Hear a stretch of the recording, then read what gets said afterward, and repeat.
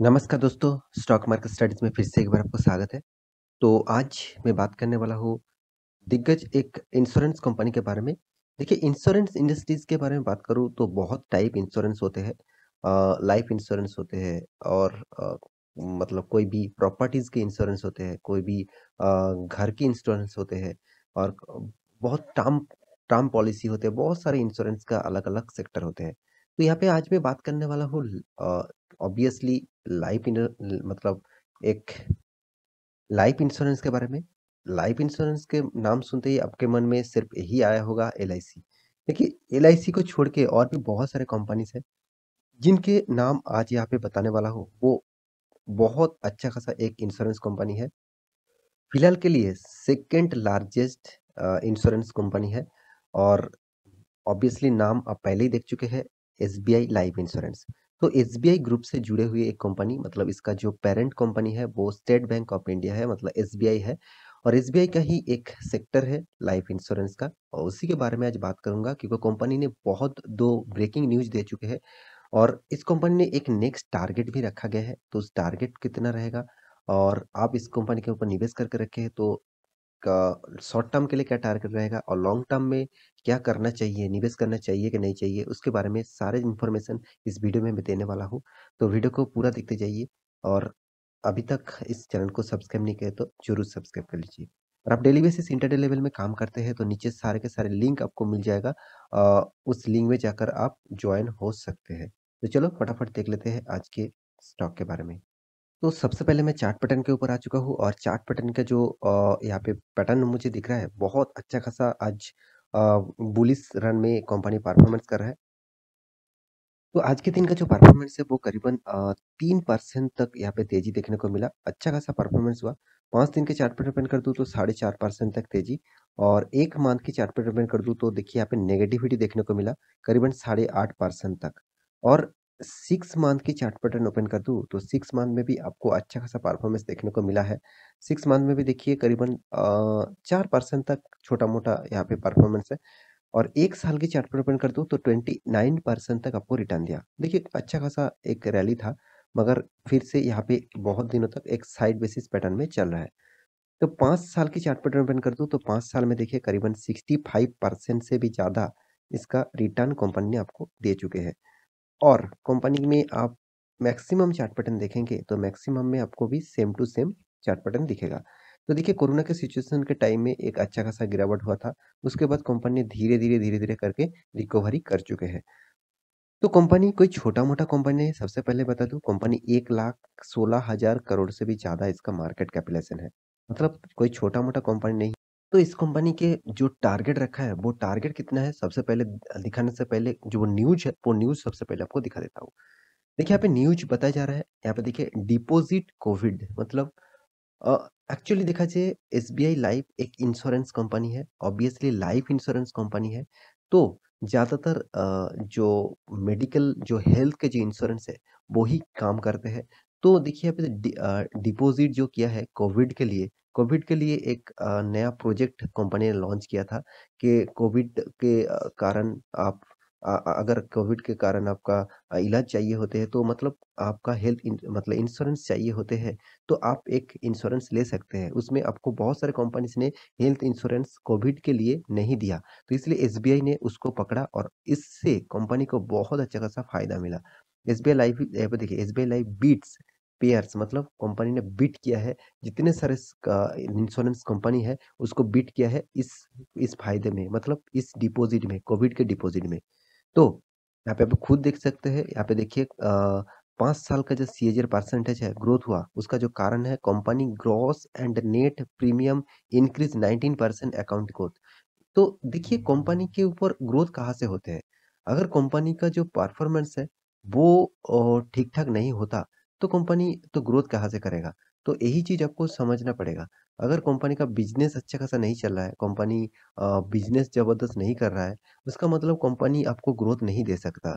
तो इसीलिए मैं आप इस कंपनी के ऊपर ज़रूर फ़ोकस रहने के लिए कहूँगा, क्योंकि कंपनी का बिज़नेस मॉडल बहुत अच्छा है, क्योंकि कंपनी का जो नेक्स्ट टारगेट रखा है, वो भी आपको देखना चाहिए। यहाँ पे देख सकते हैं बाई एसबीआई लाइफ इंश्योरेंस कौन सा टारगेट है?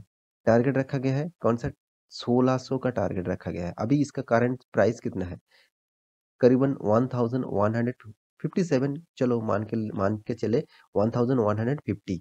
तो 1600 का टारगेट मतलब बहुत बड़ा एक टारगेट रखा गया है और टारगेट भी कौन दिया है आप देख सकते हैं, मोतीलाल ओसवाल जो एक इंस्टीट्यूशन है, एक सिक्योरिटी कंपनी है, स्टॉक ब्रोकिंग कंपनी है। तो इस कंपनी ने यहाँ पे टारगेट रखा मतलब कुछ तो सोच समझ कर ही रखा होगा। तो फिर भी देखिए मैं आपको बार-बार डिस्क्लेमर यही देना चाहता हूँ कि कोई भी कंपनी टारगेट दे रहा है, कोई भी स्टॉक के ऊपर बाइंग का रिकमेंडेशन कर रहा है, तो आप उस रिकमेंडेशन को देख सकते हैं। आप निवेश करने के लिए सोच रहे हैं तो ऑब्वियसली आपको पहले रिसर्च करना पड़ेगा। तो रिसर्च करने के बाद आपको लगे हाँ, उस कंपनी में निवेश करना चाहिए तो निवेश कर सकते हैं। क्योंकि मैं यहाँ पे कंपनी के टेक्निकल चार्ट पैटर्न के बारे में भी थोड़ा-सा आपको अंदाज़ा दूँगा, तो उससे पहले कंपनी के बारे में थोड़ा जानकारी यहाँ पे आपको दे देता हूँ। तो यहाँ पे देख सकते हैं एसबीआई लाइफ इंश्योरेंस जो है, वो करीबन 1,15,000 करोड़ का मार्केट कैपिटलाइजेशन है और साथ ही साथ कंपनी का पी रेशियो देखिए 84 है। मतलब इसका इंडस्ट्रीज़ पी रेशियो से बहुत ज़्यादा मुझे थोड़ा-सा ज़्यादा यहाँ पे देखने को मिला। कंपनी का रिटर्न ऑफ कैपिटल एम्प्लॉयी 15% है, रिटर्न ऑफ इक्विटी 13% है, मतलब एक लो लेवल में चल रहा है, उतना खास भी नहीं है। तो कंपनी का फेस वैल्यू देखिए ₹10 है, अभी तक कंपनी ने स्प्लिट नहीं किया, कंपनी डिविडेंड भी दे चुके हैं 0.22% का, मतलब इसका डिविडेंड यील्ड जो है वो 0.22% है। एनुअली इनकम है देखिए कंपनी का 1456 करोड़। इस कंपनी का सबसे जो चीज़ मुझे लगता है, अच्छा लगता है, वो है कंपनी का कर्जा। कंपनी एक भी रुपया कर्जा नहीं लिया, totally dip debt free company आप बोल सकते हैं। हाँ, शॉर्ट टर्म के लिए शायद कर्जा होगा मगर लॉन्ग टर्म के लिए कोई भी कर्जा नहीं है। यही बात कंपनी को ज़्यादा रेवेन्यू जनरेट कर देते हैं। अगर देखिए मान के चलिए आपका बिज़नेस है एक, तो उसमें आप कर्ज़ा लेकर बिज़नेस कर रहे हैं मतलब लोन लेकर बिज़नेस कर रहे हैं। तो सबसे पहले जो इन अर्निंग आते हैं, उसको सबसे पहले क्या करेंगे आप जो कर्ज़ा है, उसका जो इंटरेस्ट है, उसको पे करना पड़ेगा। तो जिस बैंक से आप इंटरेस्ट लिया हुआ है, उस बैंक को आपको पे करना पड़ेगा। तो सबसे पहले जो मार्जिन आपको जो जितना बचेगा टैक्सेस पे करने के बाद, वो बहुत कम हो जाएगा। अगर आपके पास कोई भी कर्ज़ा नहीं है, आप खुद के पैसे से बिज़नेस कर रहे हैं, तो मान के चलिए आप उसमें अच्छा खासा फ़ायदा भी कमाएगा। हाँ, शॉर्ट टर्म के लिए वो कर्ज़ा ले सकते हैं, मगर लॉन्ग टर्म के लिए कर्ज़ा अगर ज़्यादा लेंगे तो आपको लिए थोड़ा-सा प्रेशर हो सकता है। क्योंकि कंपनी के हाथ में देखिए कोई छोटा-मोटा अमाउंट नहीं है। 23,700 करोड़ का टोटल हाथ में कैश है। और ईपीएस के बारे में बात करूँ तो 13.7 टोटल इसका अर्निंग पर शेयर है। तो कंपनी का हर पॉजिटिविटी यहाँ पे मुझे देखने को मिला और इंश्योरेंस सेक्टर में नंबर 1 पोज़ीशन में है एचडीएफसी लाइफ इंश्योरेंस। देखिए ये भी कंपनी कोई खराब नहीं है, मगर इस कंपनी अभी फ़िलहाल के लिए उतना अच्छा खासा परफ़ॉर्मेंस नहीं दे रहा है। तो दूसरा जो कंपनी है एसबीआई लाइफ इंडिया का सेकंड लार्जेस्ट इंश्योरेंस कंपनी है। हाँ, यहाँ पे जब एलआईसी आ जाएगा तब शायद इसमें थोड़ा-सा प्रेशर देखने को मिल सकता है। मगर अलग-अलग सेक्टर है, सब सभी मार्केट लीडर है तो उसी तरीके से टक्कर भी ले लेगा। और यहाँ पे देख सकते हैं इंटरेस्ट, यहाँ पे देखिए सेल्स का ग्रोथ देख लीजिए, कितना शानदार कंपनी ने सेल्स करते हैं, हर क्वार्टर में कितना शानदार सेल्स किया। साथ ही साथ कंपनी का जो एक्सपेंस है, वो भी देखिए एक्सपेंस भी देखिए उसी तरीके से हुआ जिस तरीके से कंपनी ने इनकम किया। तो ये भी एक पॉइंट मुझे थोड़ा-सा नेगेटिविटी लगा क्योंकि देखिए एक्सपेंस को कंट्रोल करना चाहिए। अगर एक्सपेंस ज़्यादा हो जा रहा है मतलब कंपनी के लिए फ्यूचर के लिए खतरा बन सकते हैं। तो कंपनी के जो पॉजिटिविटी है, कोई भी इंटरेस्ट नहीं पे करना पड़ा, कंपनी को टैक्सेस भी उतना ज़्यादा नहीं पे करना पड़ा, तो इसलिए कंपनी के हाथ में अच्छा खासा प्रॉफ़िट भी बच जाते हैं। तो कंपनी के हाथ में जो प्रॉफ़िट बचता है, वो भी देख लीजिए 400 करोड़, 300, 100 इस तरीके से अभी फिलहाल के लिए 360 करोड़ तक कंपनी पहुँच चुके हैं। तो कंपनी का अर्निंग भी अच्छा खासा हुआ। कंपनी का आपको किस तरीके से रिटर्न दिया?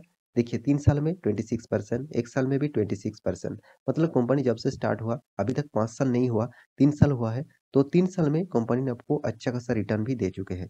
कंपनी का सेल्स ग्रोथ भी बहुत शानदार है, मगर प्रॉफिट ग्रोथ उतना खास नहीं लगा। हाँ, रिटर्न ऑफ इक्विटी अच्छा खासा देखने को मिला और साथ ही साथ कंपनी आप जो शेयर होल्डिंग पैटर्न है, तो भी वो भी आपको देखना चाहिए। देखिए प्रोमोटर कितना 55% होल्डिंग है, मतलब प्रोमोटर के पास ज़्यादा हिस्सेदारी है, चलो ठीक है। और इसका प्रोमोटर कौन है आप खुद ही देख सकते हैं, स्टेट बैंक ऑफ इंडिया है। तो स्टेट बैंक ऑफ इंडिया के पास ही ज़्यादा शेयर रहेंगे, 55.48% स्टेट बैंक के पास ही है और यहाँ पे बीएनपी जो प्रभास यहाँ पे करदीप है, वो उसके पास छोटा-मोटा अमाउंट है। तो उसके बाद आपको जो चीज़ देखना है एफआईएस, एफआईएस के पास देखिए कितना है 24.47% होल्डिंग और डीएस के पास कितना है 12% और पब्लिक के पास कितना है 7.84%। इसका मतलब ज़्यादातर निवेशक, इंस्टीट्यूशन ज़्यादातर यहाँ पे माल उठाना चाहते हैं। इस बात को आपको ध्यान में रखना होगा।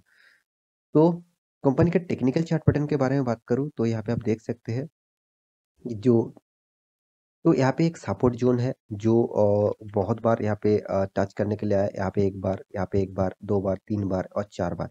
तो मुझे लगता है इस सपोर्ट ज़ोन को ब्रेक नहीं कर पाएगा क्योंकि ब्रेक कर भी सकते हैं मगर स्ट्रॉन्ग सपोर्ट ज़ोन है, तो मुझे लगता है इस सपोर्ट ज़ोन को ब्रेक उतना नहीं कर पाएँगे। तो इसीलिए देखिए यहाँ से एक रिवर्सल दिया है, तो मुझे लगता है फिर से अप ट्रेंड में जा सकते हैं। तो जो 1600 का जो टारगेट दिया है, उस टारगेट को आप फ़ॉलो कर सकते हैं, मगर फिर भी आप रिसर्च करके फ़ॉलो करिए क्योंकि वो टारगेट मेरा नहीं है, वो टारगेट मोतीलाल ओसवाल ने दिया है। तो आशा करता हूँ आप इस कंपनी के ऊपर निवेश करके रखे हैं, तो निवेश करके रखे हैं तो ज़रूर लॉन्ग टर्म के लिए होल्ड करिए क्योंकि लाइफ इंश्योरेंस और insurance health insurance company future में बहुत अच्छा खासा काम करने वाला है क्योंकि बहुत सारे इंडिया में बहुत सारे लोग अभी फिलहाल के लिए इंश्योरेंस सेक्टर में लाइफ इंश्योरेंस के ऊपर मतलब हेल्थ इंश्योरेंस के ऊपर ज़्यादा निवेश कर रहे हैं। तो मुझे लगता है इस टाइप इंश्योरेंस कंपनी फ्यूचर के लिए अच्छा खासा आपको परफॉर्मेंस देगा। तो इस कंपनी के ऊपर आप निवेश करके रखें तो लॉन्ग टर्म के लिए सोचिए, शॉर्ट टर्म के लिए मत सोचिए। तो आशा करता हूँ सारी जानकारी आपको मिल चुका है। तो मेरा वीडियो अच्छा लगे तो लाइक करना, दोस्तों के साथ शेयर करना और इस चैनल को सब्सक्राइब भी करना। मिलते हैं नेक्स्ट व्लॉग लेके, तब तक के लिए अच्छे से रहिए, अपने ख्याल रखिए। Bye bye.